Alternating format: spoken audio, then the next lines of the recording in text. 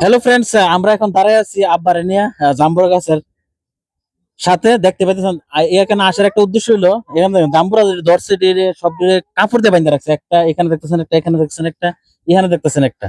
তো জাম্বুরা গুলা কাগজ দিয়ে কিসের জন্য বাইন্ধা রাখলো, এটা আব্বুর জিজ্ঞেস করি এটা কারণটা কি।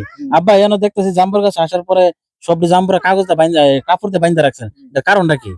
এটার কারণ হলো এই আমার দুই ছেলে বাহিরে থাকে, এরা একসাথে দেশে আসবে।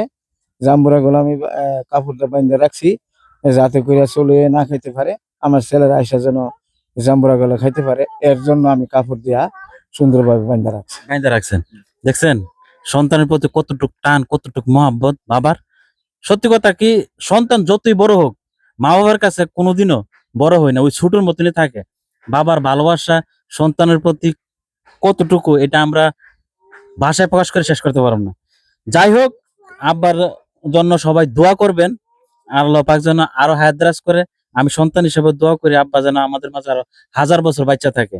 আমাদের যে ভালোবাসাটা আছে এটা যেন সবসময় অটুট বন্ধন থাকে, এটা সবার কাছে দোয়া চাই। এই জাম্বুরা গুলো দেখে আমার কাছে খুবই ভালো লাগলো। আব্বা যে আমাদের জন্য এত কষ্ট করে কাপড় দিয়ে বাইন্ধা রাখছে একমাত্র সন্তানের জন্য। তো আপনাদের কাছে কেমন লাগলো, ভিডিও নিচে একটা কমেন্টস করবেন। সবাই ভালো থাকবেন, আল্লাহ হাফেজ।